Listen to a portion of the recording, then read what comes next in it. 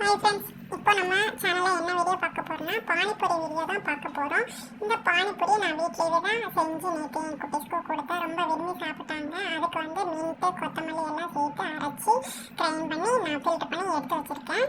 இது கூட வந்து கொஞ்சோண்டு புளி ஊற வச்சு அதையும் ஃபில்டர் பண்ணி தனித்தனியாக எடுத்து வச்சுக்கோங்க.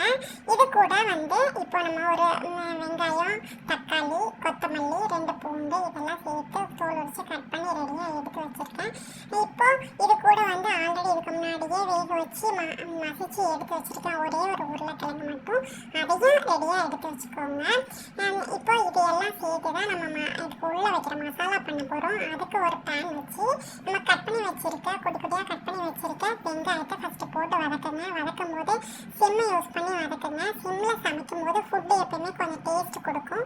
வெங்காயம் வதங்கினாலும் தக்காளி ஆட் பண்ணுங்க. தக்காளி கூட 2 பூண்டும் சேர்த்துக்கோங்க.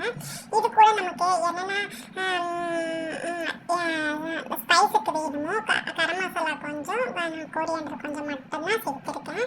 இது கூட நம்ம மசிச்சு வச்சிருக்க உருளைக்கிழங்கையும் போட்டு பரட்டி எடுத்தோம்னா நமக்கு மசாலா ரெடி. நமக்கு சால்ட் எவ்வளோ தேவையோ அதுக்கேற்ற மாதிரி ஆட் பண்ணிக்கலாம்.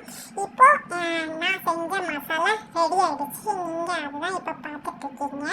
இது கூட வந்து நம்ம இப்போ பூரி பொரிக்கணும். அது மட்டும் தான் பெண்டிங்கான ஒர்க்கு.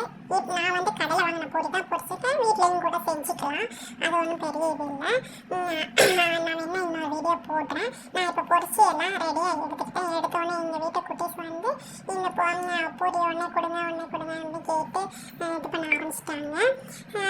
டேஸ்ட்டே சூப்பராக இருந்துச்சு. நான் வீட்டில் பண்ணது நல்லா விரும்பி சாப்பிட்டாங்க. நீங்களும் உங்கள் வீட்டு குட்டீஸ்க்கு செஞ்சு கொடுங்க.